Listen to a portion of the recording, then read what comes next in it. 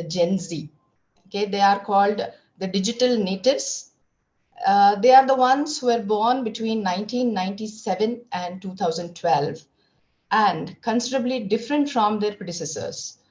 I'm not going into details of all the other generations, the previous generations, uh, because the other resource persons have spoken about this. So it will be a repetition. I'll be concentrating only on the Gen Z. Uh, can you hear me? Hello? Yes, ma'am, you're audible. Okay, thank you. So these people are more equipped with technology than their instructors. As we teachers, we have seen this, that students are more tech savvy than we people. So sometimes when we have any doubt, we just ask our children or our students. So many people, many of you might have come across this. Gen Z perceives smartphone technology and social media as a natural element. So when these people were born, so the smartphones were already there, and they have seen it and they have grown up with that. And social media is also a part of their lives. It is also implied in many studies that Gen Z expects a learning environment that is similar to their virtual world. So uh, the environment of learning. So when they come to the college or the university, so they want the same kind of an environment as they have seen in their mobile phones, virtual world. They expect quick results, answers, and rewards. So you people as teachers might have come across this characteristic very prominently in the students. So they have very low attention span. So we as teachers, um, we would like to explain a lot, but the students, the Gen Z students who are there in our classes, they have very low attention span. Sometimes we feel that though I am very interested to engage the class and explain a lot about the topic, the students are unable to listen. They don't have that interest. But that is their characteristic feature. Fast-paced multitaskers who have the world's knowledge in the palm of their hands. So these people are multitaskers. So they can do, at the same time, they can do multiple tasks. So they can be speaking over the phone, they can be writing in one hand, they can do something else also. So they use technology for interactions, obtaining information quickly, and for entertainment. So for everything almost. So interacting, communicating, getting information or giving information, or just for entertainment also, they depend on technology, that is their phones. So you might have seen students, all the students almost are glued to their mobile phones. It has also been shown that they prefer visual learning. So they prefer visual learning. So as we have seen in the other sessions also, so the visual aids play a very important role when we teach the Gen Z. Gen Z students also prefer collaborative learning. So the teamwork interests them. These general characteristics are necessary to be known for creating better learning environments, which could cater for the needs of new generation, new age learners, and to bridge the possible expectation differences between the experienced academic staff and younger generations. So why do we have to know the characteristic features of these these students, so that we can bridge this gap between the teachers and the students, the academic staff who belong to a different generation. So we have a different mindset, and these people, Gen Z, have a different mindset. Their expectations are different. Our expectations are different. So there should be somewhere a bridge between these two, so that their learning happens in a fruitful way. So we as teachers should know their mindset and then we can design our lessons to suit their interests. English, which is an international language and used to communicate in all aspects, must be mastered by Generation Z. Okay, so these people, though they are familiar with the phones or the material available on the phone pertaining to English language, still have some problems in learning English. So that is where we have to help them in coming out of this problem. Generation Z students are able to learn English from any sources which are related to technology. For example, internet, Instagram, Kahoot. So these are many apps which can be downloaded and can be used for the enhancement of their English competency. They have sophisticated and handy gadget to access various English materials and train their language skills. So everything is in their palms now. Everything is at their fingertips. So they can get access to any information in the world because of this internet, the gadget in their hands. So these materials are available, but how far they use it is also a question. But when they come to the classroom, the learning environment there should also be exciting, otherwise their interest is not sustained. So compared to all these things, whatever they do out of the class is related to the mobile phone. So when they communicate to their friends, when they interact or get entertainment, everything is through their phones majorly. That is why when they come to the class, the classroom should not be uninteresting to them. So we have to make our classrooms also exciting. That is a challenge we have in front of us. Our students want to be a part of the lesson rather than passively listening. So this is how they want the classes to be. So they want to participate actively in the class. So rather than passively listening, when we were students, we used to sit and listen. So we wanted to get all the information from the teachers. But now the information is available. So they need something extra in the classroom. So our students want to be a part of the lesson, actively involved. With the increased use of smartphones and the scientifically proven shorter attention spans. So they have the shorter attention span, which is scientifically proven also. So classic lecture style lessons do not work for our students. So if we conduct our classes as our teachers used to conduct, so these people will not be interested. The students, our students, will not be interested in that at all. So how to make it interesting? They might find it boring to listen to long and monotonous lectures, given that they might prefer having a live and active discussion or answering questions. So even if you give a lecture, at the end of it, at least a discussion should be held. So they should be involved in the discussion. They should be asked questions, open-ended questions, so that they can react, they can express themselves freely. Teachers and lecturers can help providing questions to answer or problems to solve. So at the end of the lecture, this can be done to involve them in the classroom. They want to experience the content with hands-on, engaging lessons and learning experiences, and they enjoy collaborative learning activities where they can work together to solve problems. So here we can see that somewhere these students want to be as a team, as a group, collaborative learning. Okay, as professionals in the classroom, it is our responsibility to adapt teaching styles that will best benefit our students. So when the students get bored in the class, so we too will not have the mind to teach them. So we want our students to be very interested in the class. So how to bring in that interest in the students in the classroom?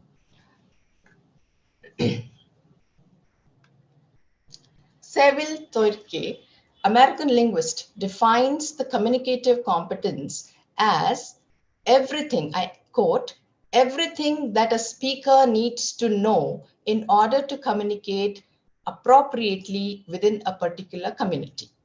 So everything is needed, whatever is needed to communicate appropriately within a particular community. So it can be defined as the ability to use English, so that is the target language, and to interact in oral and written communication covered in 4 language skills. So all these are necessary according to his quotation. So all the skills of language learning, that is listening, speaking, reading, and writing. So all these are needed. So when we look at the learning of a new skill, there are 4 stages involved in this. These are, the first stage is unconscious incompetence. Unconscious incompetence. Then the student moves on to conscious incompetence. Then after that, conscious competence. And the last stage which he reaches is unconscious competence. Okay, I'll explain this. Unconscious incompetence. In the first stage, without being aware of the skill or due to lack of expertise, one feels comfortable because one is not even thinking about it. So the student is in a stage where he is incompetent in the language, but he is not conscious of it also.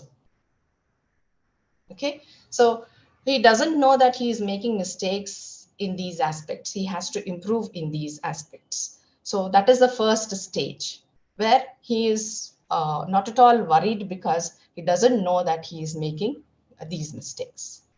So then when he comes to know that these are the mistakes I am making, this is how language has to be used and I am using it this way, and this is the mistakes, these are the mistakes I am making. In the second, one becomes aware of the incompetence and one begins to study the new skill meticulously. So he becomes aware of the incompetence, comes to know that he is incompetent in the language, and he begins to study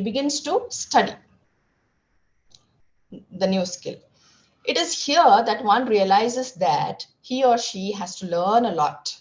Students are only beginners and they need a lot of encouragement. It is here that they are most likely to feel hopeless or give up on themselves. So here, so if the student is in this stage, so the teachers also should be very, very encouraging. So when the student is consciously developing his language, so he might make mistakes, but we have to encourage them, motivate them to be using the language in a better way. Then the third stage, where the student has to really concentrate on what and how he or she is communicating. So this is conscious competence. So he comes to the level of conscious competence. So he has developed the competence, but he should be all the time conscious of it. So when he's very, very conscious, he will not be making mistakes. But if he loses that consciousness, okay, then mistakes happen. So he is in that precarious position. So our students are in the second or the third stage. So in the final stage, the student will have acquired the skill and need not be anxious about his or her competence anymore, as practice will have taken care of it. So by a lot of practice, so the student can reach to the fourth stage, wherein he has achieved competence and he need not be very, very conscious of the language. So it comes out automatically when he starts speaking and without mistakes. As teachers, we should take care of our students. Sorry, we should take our students from the first level to the fourth. Okay, so we should, it becomes our responsibility to take the student towards the fourth stage. I do not say that we will make them achieve it, but towards the fourth stage.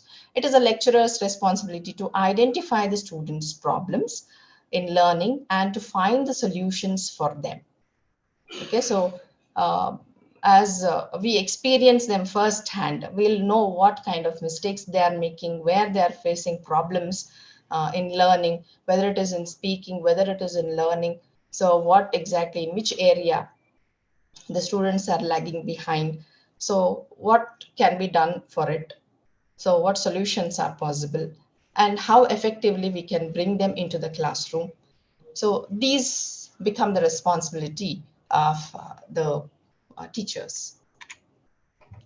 Penny Ur, in her A Course in Language Teaching, Practice and Theory, says, I quote, "Speaking is the most important skill in learning a second language or a foreign language."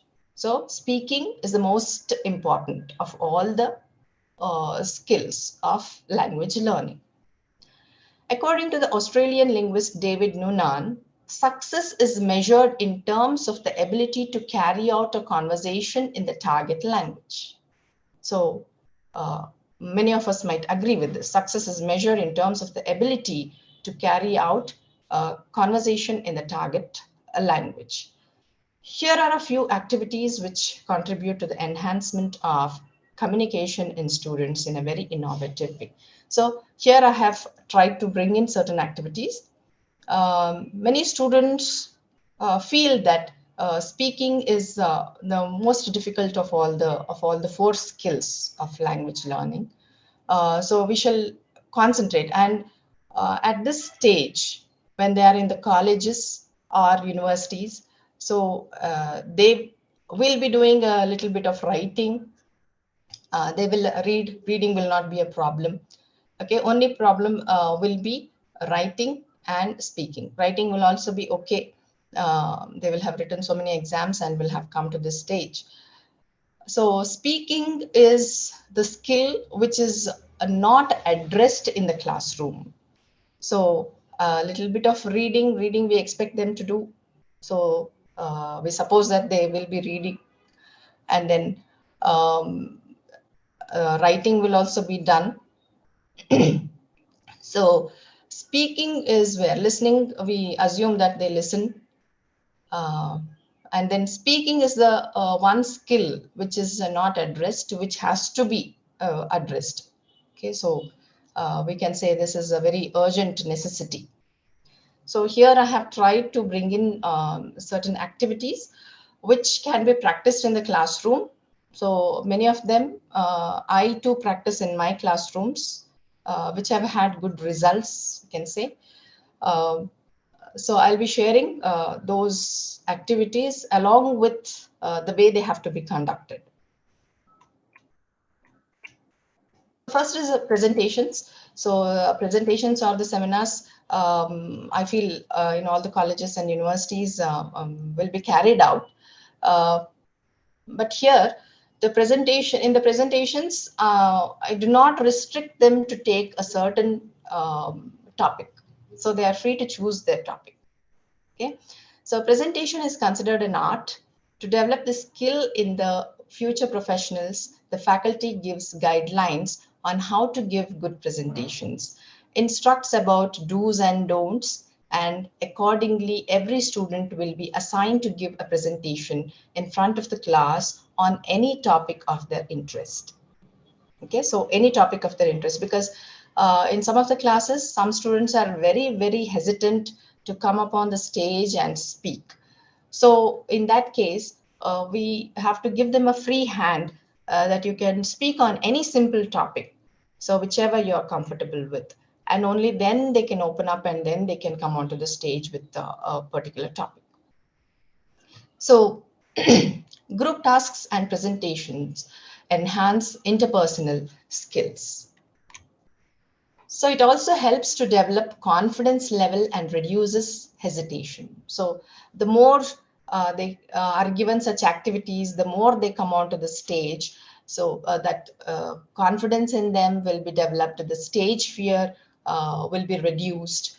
the student needs to go onto the stage and present it facing the audience. So this is how it is conducted. So the student comes and presents the presentation in front of the audience, that is their own class, the classmates. Here, the students learn the art of speaking in front of a large audience, providing factual information, speaking clearly, formulating questions, listening clearly. So all these take place.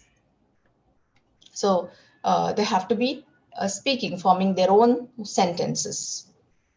At the end of the presentation, they are subjected to peer evaluation. The audience gives them a feedback on their positive and negative aspects. So, first of all, we ask the other students how the presentation was, what were the positive aspects and what were the negative aspects in the presentation. So the students will also give some of the points, and then the teacher then gives a review report on the whole presentation and then instructs them on the aspects they have to improve. So where they are lagging, so which aspect they have to give emphasis on.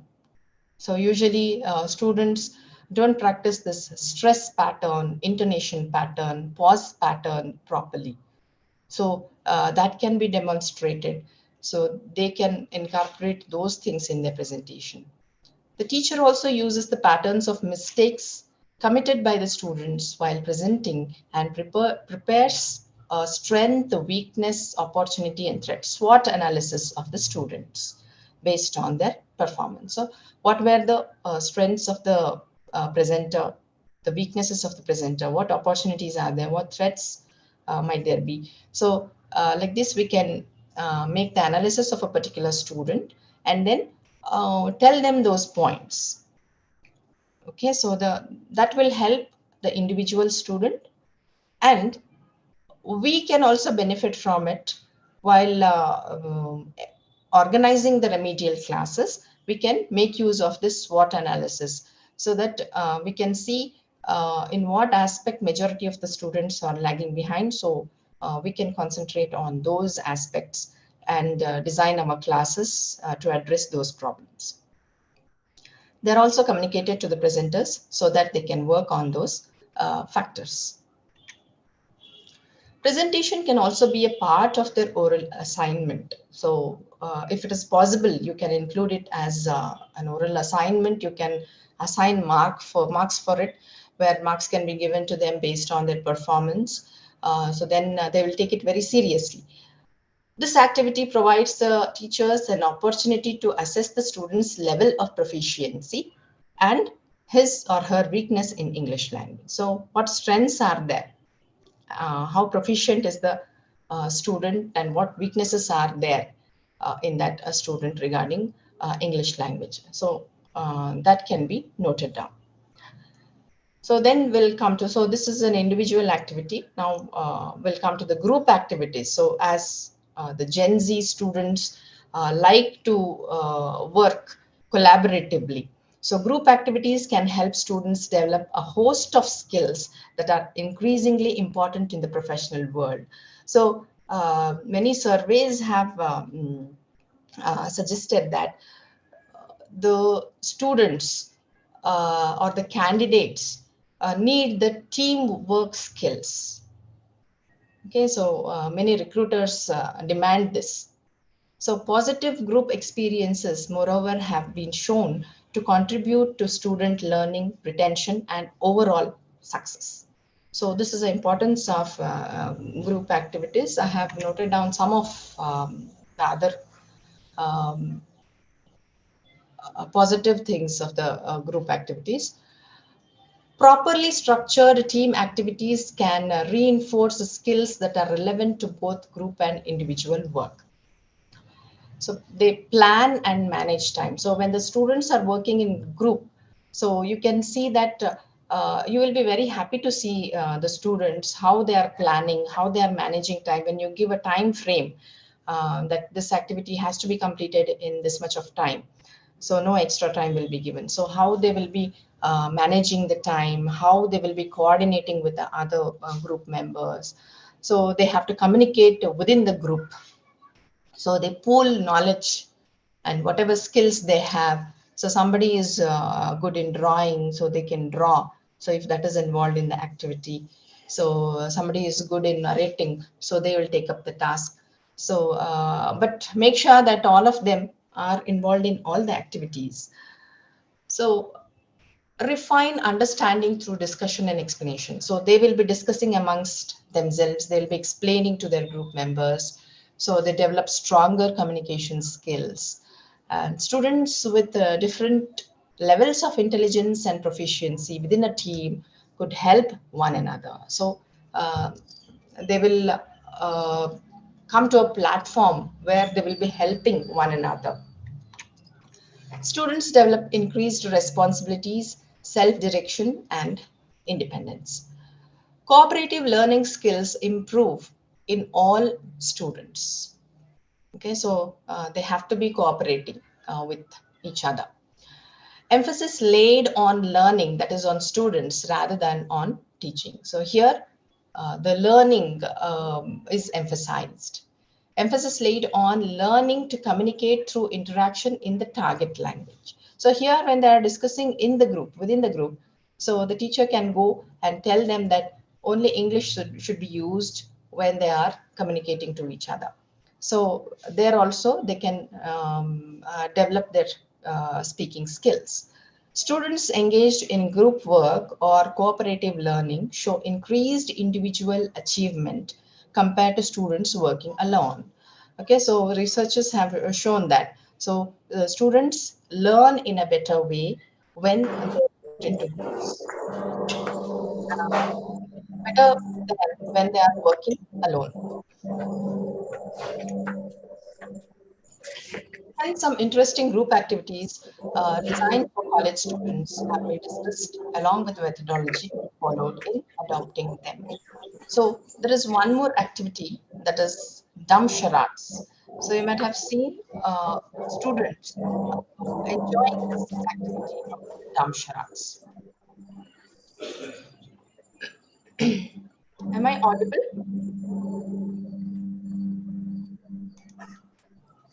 Am I audible? Yes, ma'am, you are.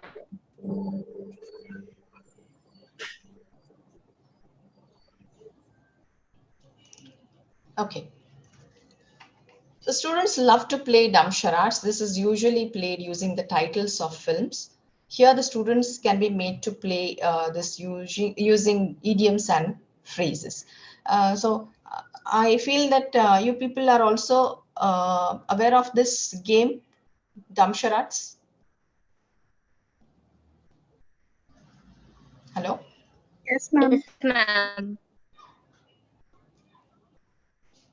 So this can be played using idioms and phrases. So one student from group one comes onto the stage and mimics the action indicating the idiom. All the groups should watch and try to guess the idiom. Group one will be given the first chance to guess what it is. Okay, and then if the group is unable to answer, whichever group comes to know the answer can raise their hands and then give the answer along with the meaning when the teacher permits. So they need to learn the idiom or phrase and the meaning.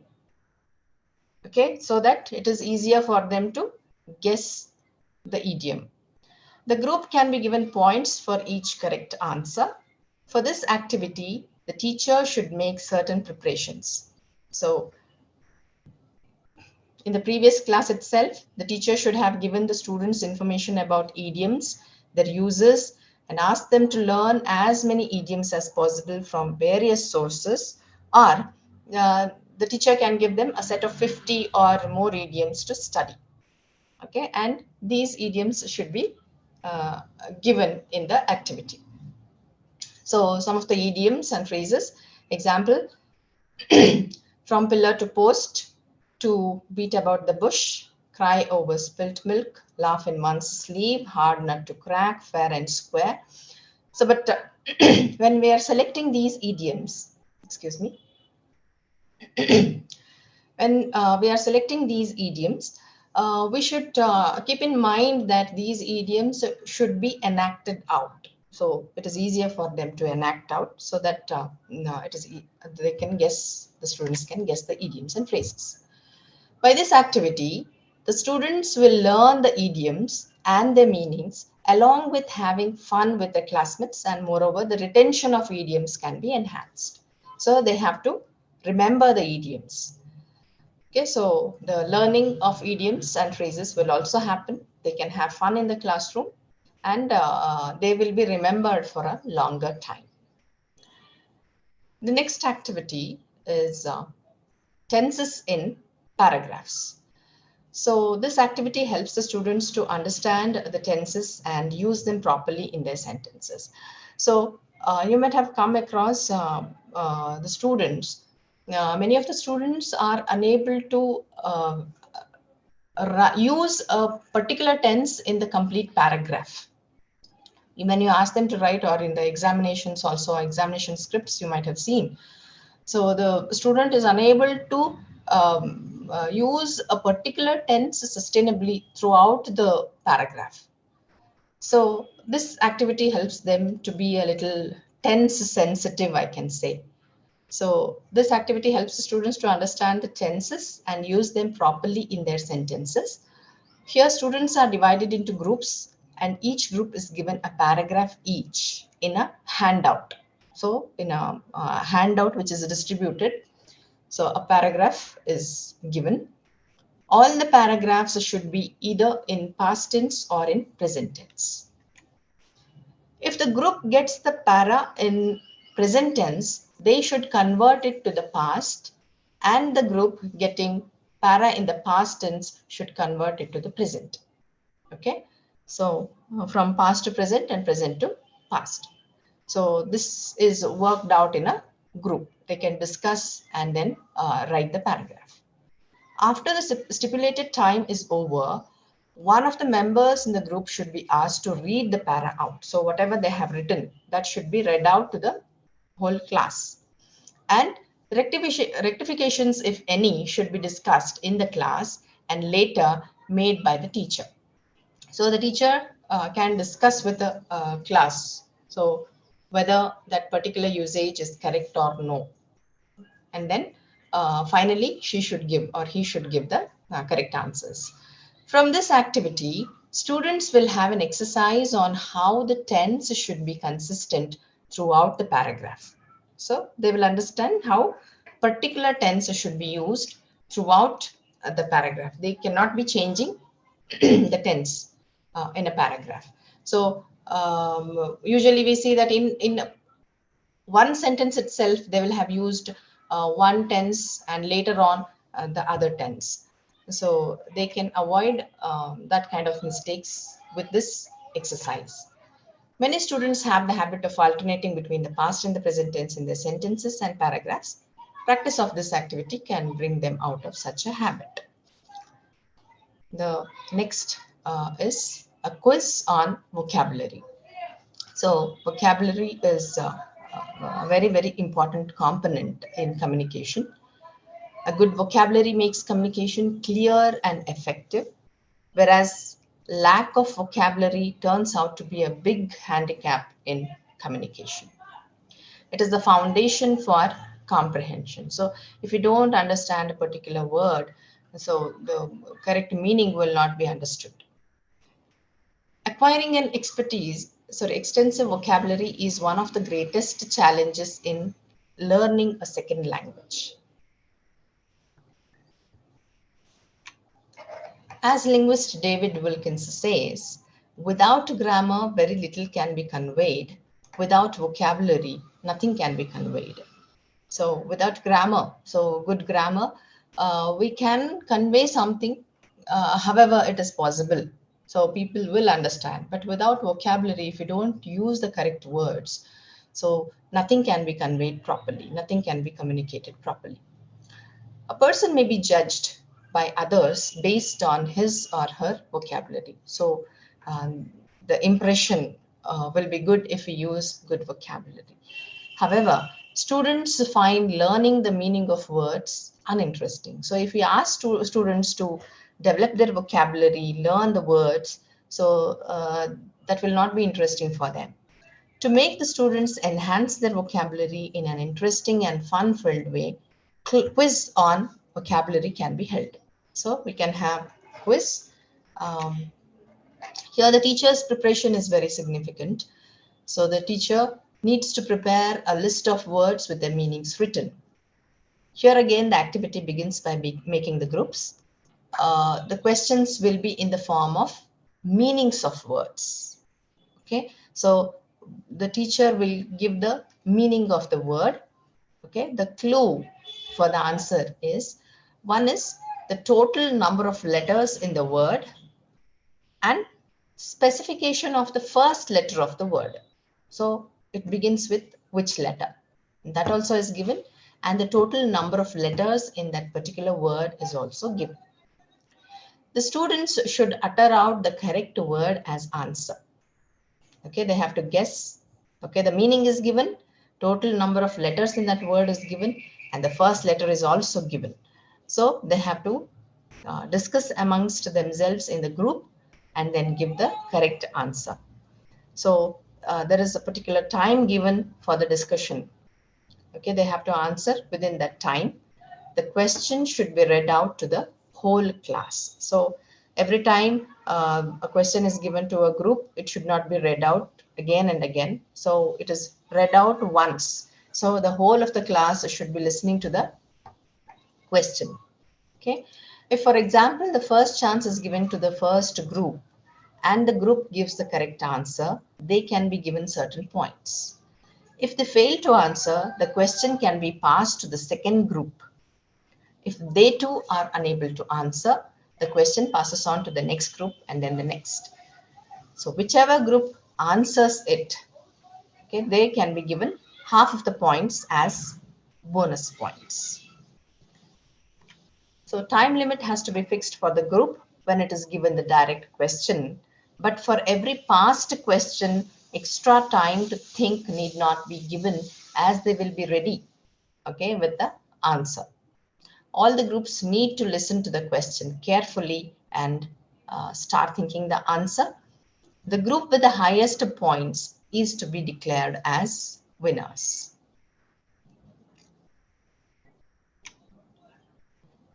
Not only hard words, but also some familiar but not very easy words are also to be included in this activity. So if we give them very hard words, again, they will lose their interest. So we can give them familiar words, but not frequently used by the students. So we have to make them retain their interest in the activity so that they will feel the goal to be achievable, and their confidence is also increased. So they have to be able to answer certain questions, and then their moral is boosted. So another activity for enhancement of vocabulary. So give a list of words that you want the students to learn. So around 20 of them in the previous class. The students have to first find out the meanings of those words and construct a story using at least 5 or 6 words from that list, or maximum as many as possible by them.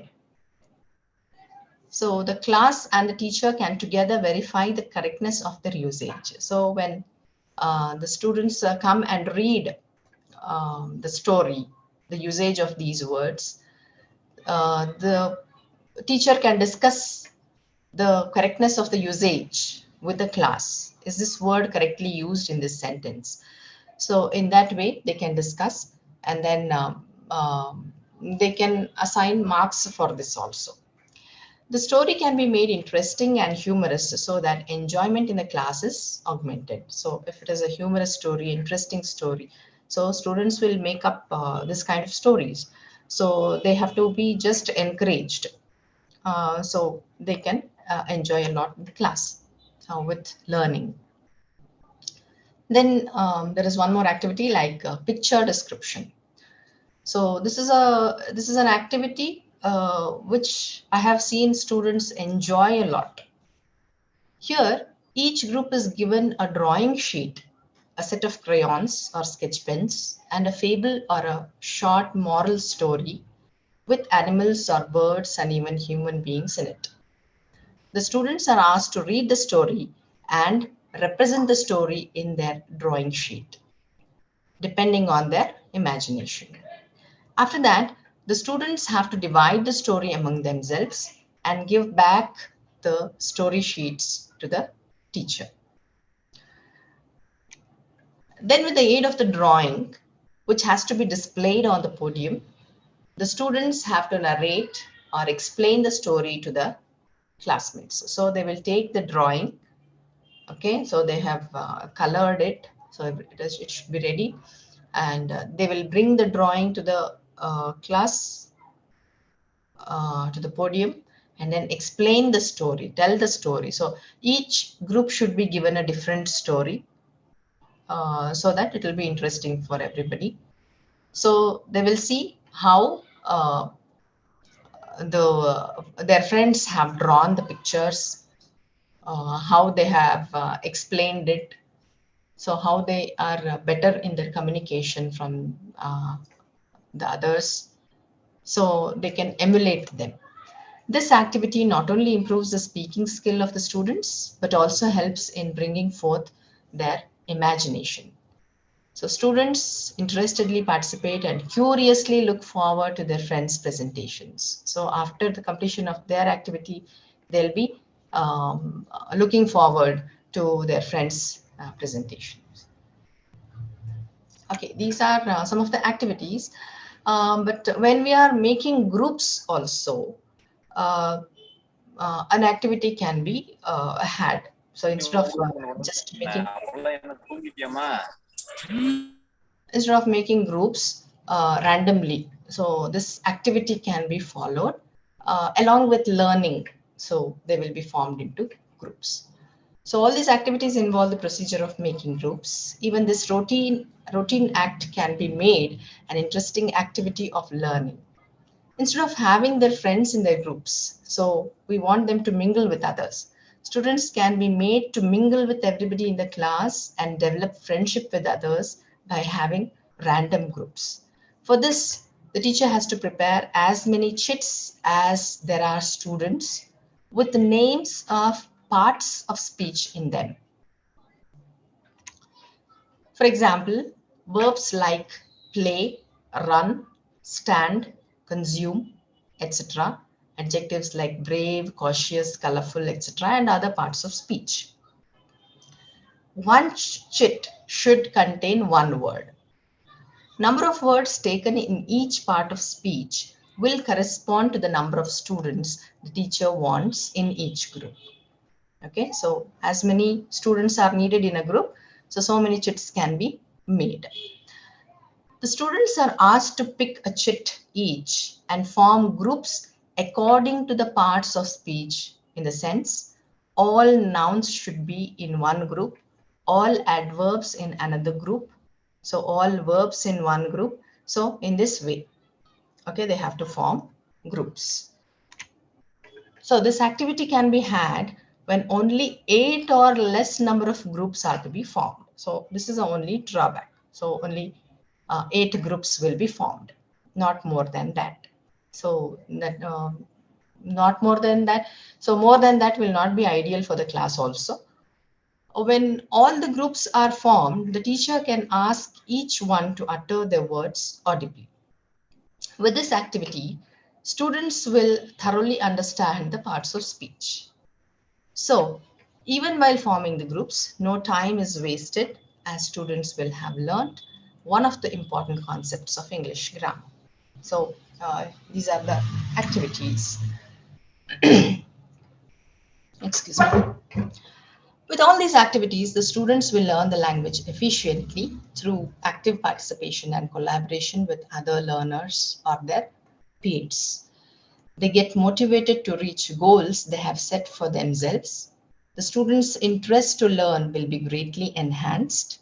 They will start working much harder to meet the high expectations and improve their analytical, critical thinking, problem solving, and creative skills, along with teamwork, and communication skills. Once they learn to speak without inhibitions, they would be able to improve their overall language skills and emerge as confident individuals. Teaching methods have to change to adopt use of novel aids as Gen Z is born in a fast-paced age, and that is what interests them. They are eager learners if we adopt the right methods. Otherwise, it will be difficult to hold their attention. Innovative strategies prove effective in increasing the competency of Gen Z students in communication skills. So, these are just some of the activities which have been formed. So, it depends on your imagination, your thinking, how your students are, what will interest them. So you can also think out of the box and bring in activities like this, so that our motto is to develop the skills, the learning skills, the language skills in the students.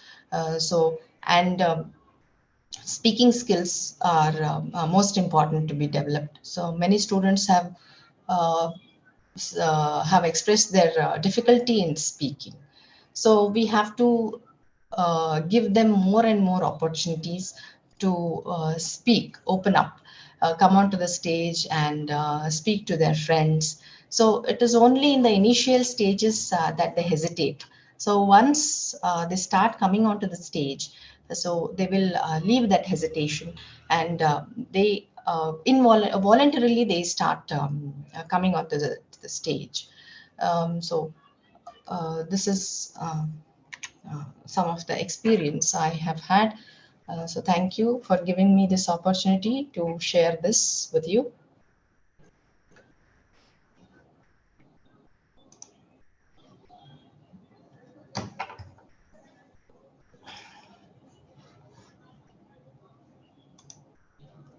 Yeah, this has been my presentation.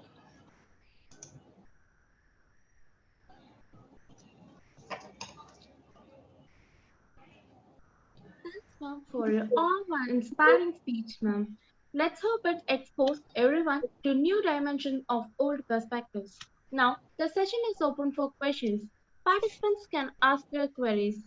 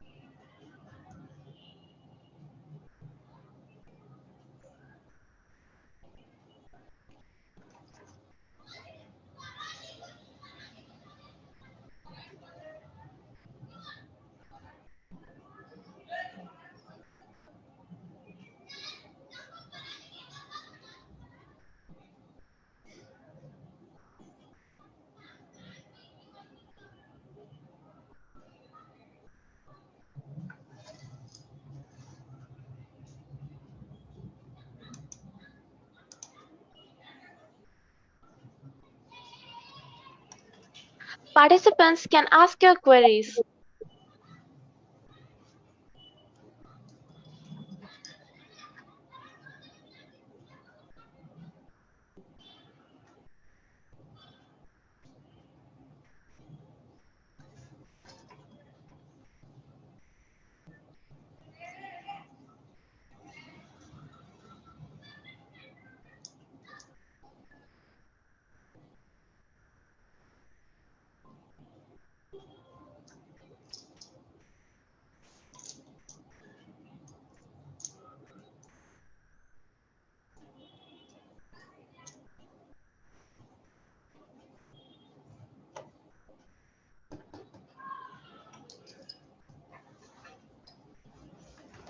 A good event never ends in the world. They take only a pass and keep us awaiting for the next.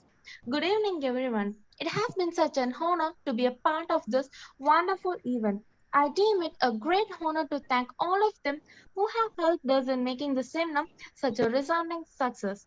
First of all, I would like to place and record my sincere gratitude to our respectable correspondent, Dr. P.D. Tangavel Avargal, and our Honorable Principal, Dr. N. Raman sir, the magnificent brain behind the grand success of Faculty Development Program. I would like to extend my heartfelt gratitude to our most distinguished chief guest, Dr. P.J. Sridevi, for sparing her valuable time and giving a wonderful session. I also would like to thank our aspiring participants for this enthusiastic and active participation.